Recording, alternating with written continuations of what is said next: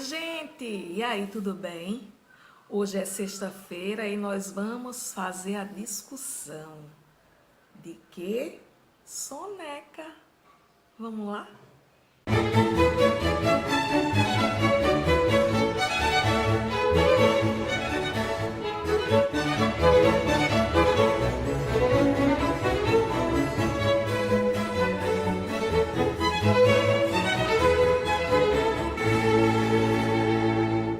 Pois é, gente. Em primeiro lugar, eu vou dar o mesmo aviso. Se você está entrando no canal pela primeira vez e vendo esse vídeo, volte para a história do Soneca.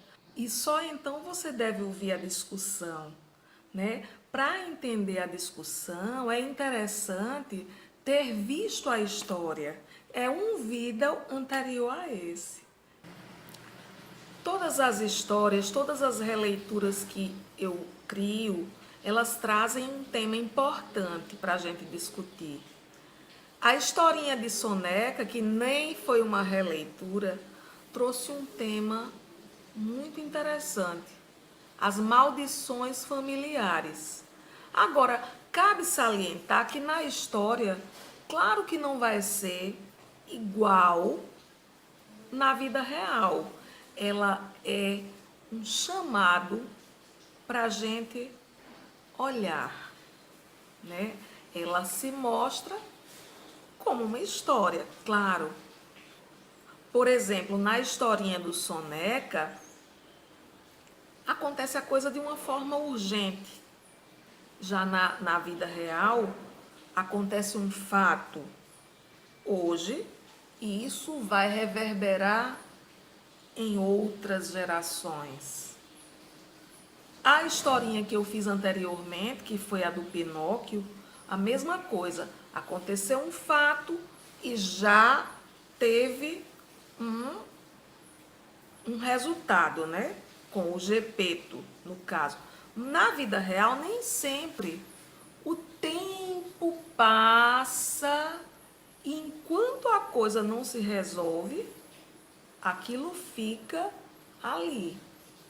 Cabe a gente fazer essa reflexão. O legal é que a história de Soneca é uma história mesmo, não é uma releitura. Pelo menos eu nunca li ou assisti uma historinha do Anãozinho, né? E eu achei assim muito legal a forma como foi construída a história. Até porque eu adoro esse assunto elementais e aproveitei para estudar um pouquinho, né, para entender também um pouquinho mais, para poder assim colocar na história. E o que é que nós vimos, né, na história de Soneca, fazendo um resumão? Na verdade, os cochilos que Soneca dá são projeções astrais. Ele sai e vai em outro local. Já na releitura da Branca de Neve, a gente via que Soneca se sentiu um tanto desconfortável com a presença da menina.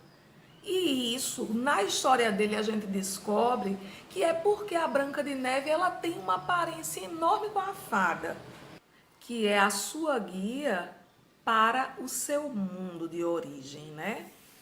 E assim, é muito legal a gente ver toda a história, a da avó e do avô de Soneca, uma ninfa, né, maravilhosa, e aquele elfo. E o pai de Soneca, que se apaixona por uma abissal, que não está satisfeita com a sua aparência, com o seu ser. Ela sonha, deseja ser uma ninfa. Até porque a ninfa ela é livre, ela baila, ela dança na água. Enquanto que a abissal ela é aquele ser sem forma, denso e que fica preso ao subterrâneo, às rochas, né? Mas o interessante é que o Soneca, ao ouvir falar dos abissais, ele sente aquele carinho. ele sente aquela admiração, mesmo sem saber que sua mãe se tratava de uma avissal. E aí o que é que acontece? Ela coloca aquela condição para aceitar o pedido do elfo, do pai de Soneca. Ela deseja mudar a sua forma e se transformar. E isso é conseguido com o prejuízo de outrem. E é justamente o seu filho que promove esse prejuízo, né, para ela. Na história não fica assim esmiuçado, mas a gente entende que o elfo e a avissal já estão juntos e já tem um filho, que é o Soneca, que é um elfo escuro também, mas após a maldição ele é enviado para o mundo, para o nosso mundo, se transformando num anão. A mãe vai para outro lugar que ninguém sabe onde ela se encontra até o momento. E o elfo, pai de Soneca, fica só, gerando todo um desequilíbrio naquele mundo, que na verdade é o mundo dos elementais, né? E aí, como foi dito na história, eles são importantes para o equilíbrio da natureza com os seres que vivem nela, inclusive nós. Achei muito legal essa história, gostei bastante. Não me imaginava fazendo ela, mas junto com a constelação saiu, né? E aí, qual é o tema?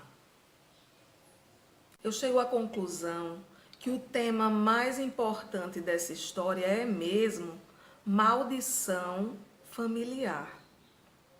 E quero falar um pouco sobre isso também através da visão do alemão Hubert Hellinger.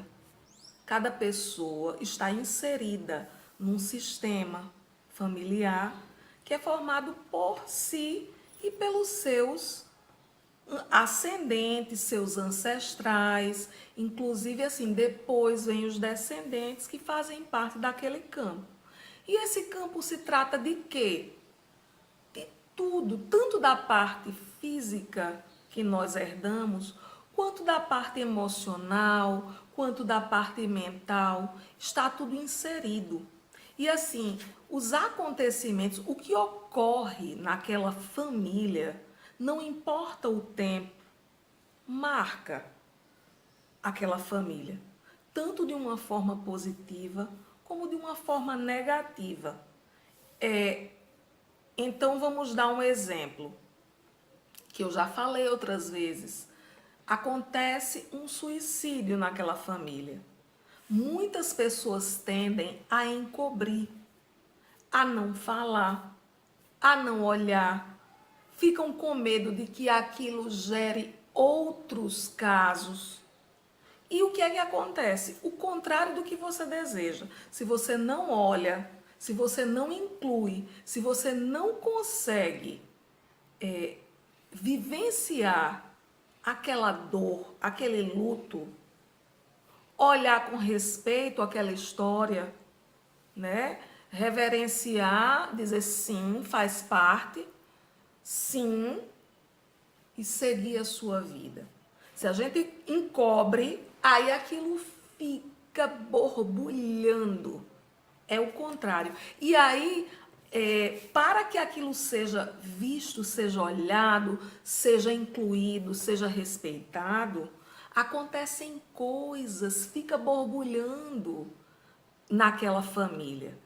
E então nasce alguém depois que vai ser um representante daquilo para que aquela situação seja vista de alguma forma. E quando a gente fala vista, não é assim apenas olhada e discutida, é aceita dentro do coração das pessoas da família, de um representante da família, mesmo que ele não tenha consciência disso. entendeu? Então, assim, às vezes pode se repetir aquilo que aconteceu no passado, um suicídio, como eu dei o exemplo. Isso é um tipo de maldição familiar. Então, a maldição familiar normalmente vai mostrar um excluído ou vários excluídos. Acontecem grandes benefícios para alguém em detrimento de outros. Um exemplo assim que pode levar a uma maldição, um assassinato em série, uma família ser dizimada em benefício de alguém. Isso vai aparecer no futuro em alguém da família de alguma forma que a gente não tem como prever. Elas se revelam de diversas maneiras. Pode ser doenças, podem ser dificuldades na parte financeira e uma série de outras coisas. Porque o sistema, ele inclui a todos. Essa é a tendência do sistema familiar. Todas as pessoas têm uma necessidade de pertencimento, de pertencer ao seu sistema, como o sistema acolhe a todos. E essas maldições, elas se mostram maiores do que o indivíduo, né? É algo involuntário que acontece, vamos dizer, uma depressão. Muitas pessoas têm depressão na família. Um hipotireoidismo, várias pessoas aparecem com hipotireoidismo. O que é que aquilo significa? Vai saber, vai atrás, vai fazer uma constelação familiar, descobre várias coisas, vamos dizer, existiu um enforcado, né? Olha, justamente na região da tireoide, que ninguém viu, que todo mundo escondeu e acabou sendo esquecido. Então, assim, são exemplos que a gente coloca, são ideias novas, mas que se mostram verdadeiras quando a gente vai ver os resultados depois que se faz uma constelação familiar, os resultados positivos. E ainda bem que as maldições familiares têm jeito, sim, de serem resolvidas. E é como eu falei, a constelação familiar, esse trabalho, ele é uma ferramenta maravilhosa para que isso seja olhado e transformado. Uma maldição se transforme numa coisa boa. O destino, ele não é hermético, fechado. Existe um caminhar, mas que pode ser transformado, né? Para toda sombra existe uma luz, um pequeno facho de luz, acaba a treva, acaba a sombra. E assim, a mensagem que eu trago hoje com essa história de soneca é justamente essa, né? Que estamos todos mergulhados em nossos sistemas, seja o nosso sistema familiar, seja o sistema do nosso trabalho, né? Seja o sistema da nossa igreja. Nós vivemos mergulhados, né? Nesses sistemas invisíveis, mas que nos tocam fortemente, tocam as nossas vidas e nós podemos tocá-los também. Pois é, minha gente, estou muito feliz de ter feito, né, essa historinha do Soneca. Espero que vocês tenham gostado, certo? Que vocês possam refletir sobre isso, tanto quanto eu, viu? Um forte abraço a todos. Curtam o vídeo, façam um comentário, divulguem nosso canal, tá bom? Beijinhos, forte abraço e gratidão.